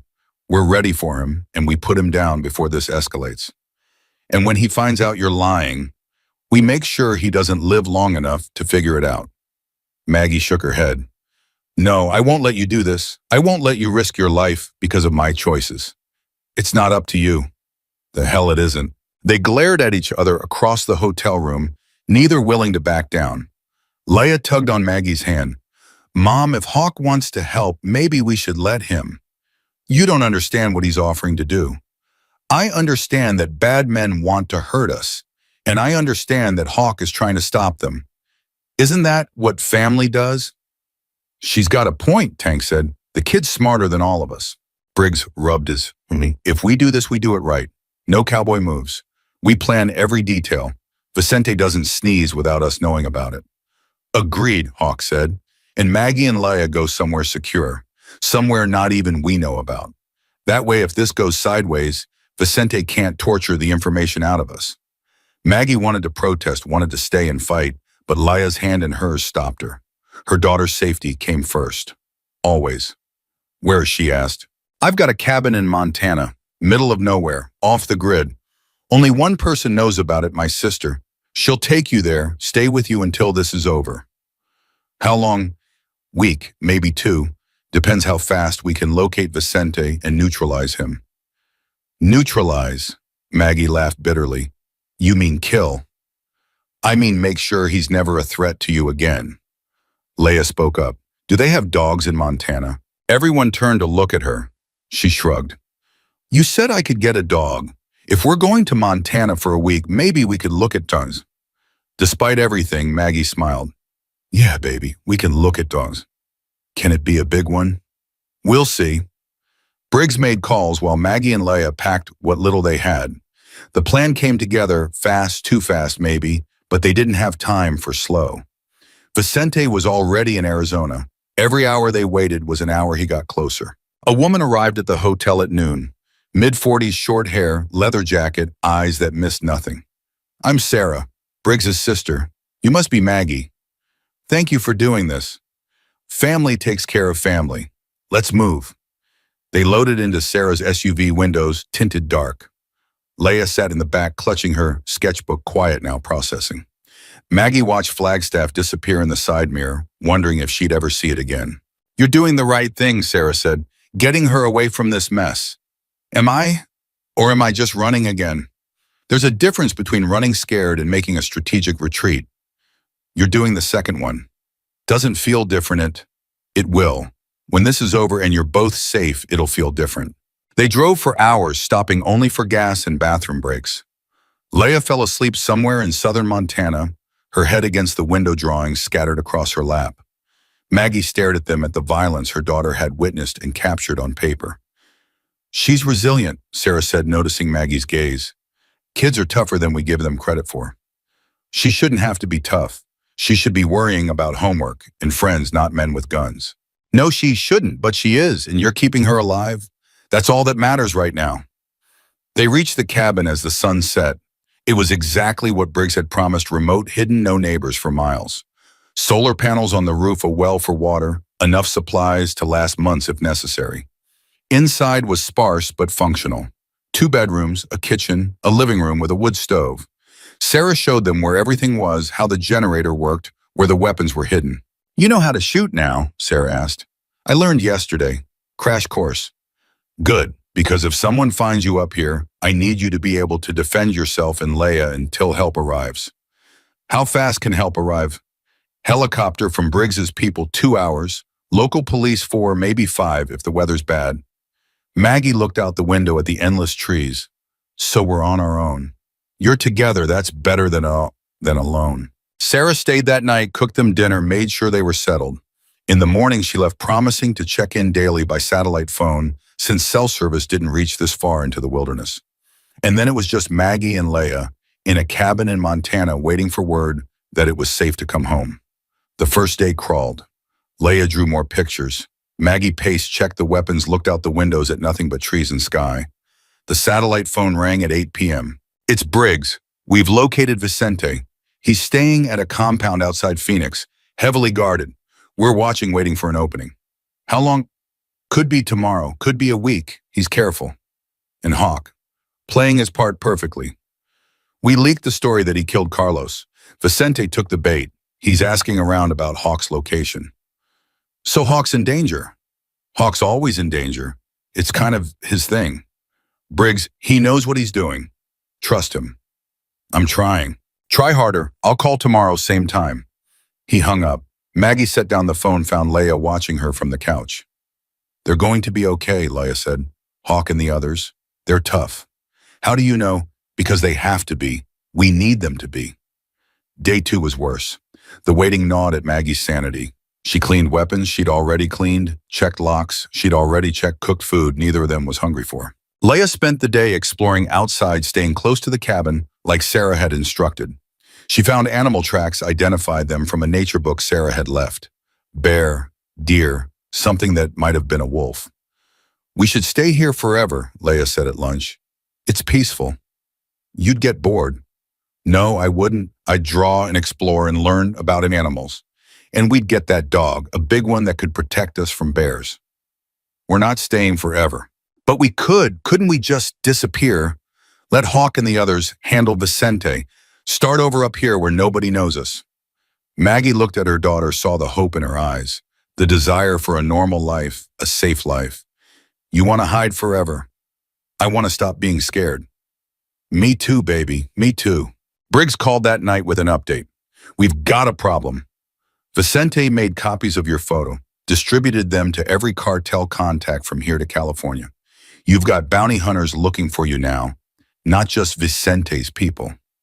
How many? Conservatively 50, maybe more. Maggie's legs gave out. She sat hard on the cabin floor. 50 people hunting me, which is why you stay exactly where you are. That cabin is off every grid. Nobody knows about it except me, Sarah, and now you. What about Hawk's plan? Still in play, but it's taking longer than we hoped. Vicente's paranoid. Won't leave the compound, won't meet with anyone face to face. We're working on a way to draw him out. Work faster. We're trying. How's Leia? Maggie looked at her daughter curled up in a chair reading about wolves. She wants a dog. When this is over, I'll buy her a whole damn kennel. Day 3 brought snow. Not a lot, just enough to dust the ground and make everything look clean and new. Leia went outside, made a snowman with rocks for eyes and sticks for arms. Maggie watched from the window, gun within reach, scanning the trees for threats that never came. The satellite phone rang at noon instead of 8. Maggie's heart jumped. Briggs. We got him. Hawk's voice rough but triumphant. Vicente's dead. It's over. Maggie's knees buckled again. She slid down the wall phone, pressed to her ear. How? He came after me, finally got tired of waiting, decided to handle it himself. Walked right into our trap. Briggs put him down. Clean shot. He didn't suffer. And his people, scattered. Without Vicente, there's no organization, no leadership. The bounty's off. The cartel's moved on. You're safe, Maggie. You and Leia both. Maggie couldn't speak, couldn't breathe. 9 years of running, of fear, of looking over her shoulder. And it was over. Just like that. One phone call, and it was over. Maggie, you still there? I'm here. I don't know what to say. Say you're coming home. Say you're ready to stop hiding and start living. I'm coming home.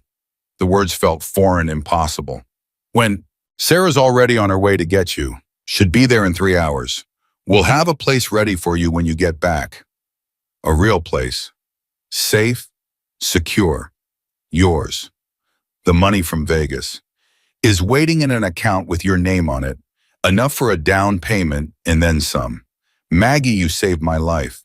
That money was always yours. Time you started believing that. She hung up, walked outside where Leia was adding more snow to her snowman. Baby, we're going home. Already, but we just got here. It's over. The bad men aren't looking for us anymore. Leia turned snowflakes in her hair, hope dawning on her face. Really, we're really safe. Really. And we can get a dog. Yes, a big one. The biggest one we can find. Leia launched herself at Maggie, nearly knocking them both over. They held each other in the snow, laughing and crying at the same time, 9 years of fear finally releasing its grip. Sarah arrived exactly 3 hours later. The drive back to Arizona felt different than the drive up. Lighter, like they were moving towards something instead of running away. They reached Flagstaff at midnight. Briggs met them at a house on the north side of town. Not an apartment, a real house with a yard and a garage and a front porch. Hawk stood on that porch, arm out of the sling, now grinning like a fool. Welcome home, he said. Maggie got out of the SUV slowly, not quite believing this was real.